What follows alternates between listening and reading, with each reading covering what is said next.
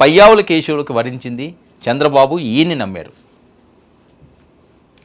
ఇక ఆంధ్రప్రదేశ్ రాష్ట్ర మంత్రివర్గంలో మరొక సీనియర్ రాజకీయ నాయకుడు చంద్రబాబు నాయుడు గారి సమకాలికులు ఆనం రామ్ నారాయణ రెడ్డి.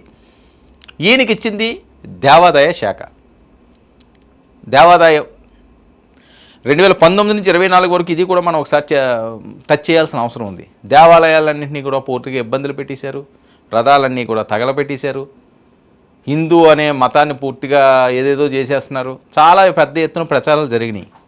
సో ఇంక తిరుపతి అంశానికి వస్తే ఇంకెలాగ మాట్లాడారు, ఇంక వేరే చెప్పాల్సిన అవసరం లేదు. అందులో డైమండ్లు పోనీ అన్నారు, అయిపోనీ అన్నారు, ఈ పోనీ అన్నారు. అంటే నిర్వీర్యం అయిపోయింది. ఎందుకంటే భక్తుల మనోభావాలతో ముడిపడి ఉన్న అంశం ఈ శాఖ. దేవాదాయ ధర్మాదాయ శాఖ చాలా ఇంపార్టెంట్ పోర్ట్ఫోలియో ఇది. ఎందుకంటే ప్రతి మనిషి కూడా అంటే ఓకే, కొంతమందికి 100లో ఒక 4-5కి ఉంటే ఉండొచ్చు, దేవుడు అంటే నమ్మకం లేకపోవచ్చు. కానీ అత్యధిక శాతం ప్రతి ఒక్కడు ఉదయం లేచిన నుంచి రాత్రి పడుకునే వరకు ఏదో సందర్భంలో తల్లిని దేవుణ్ణి తలుచుకోలేనాడు అంటూ ఉండడం. మనకి చిన్న దెబ్బ తగిలితే ఫస్ట్ మాట్లాడేది అమ్మ అమ్మ అంటాం. ఎక్కడ ఏదైనా ఏ చిన్న ఇన్సిడెంట్ జరిగినా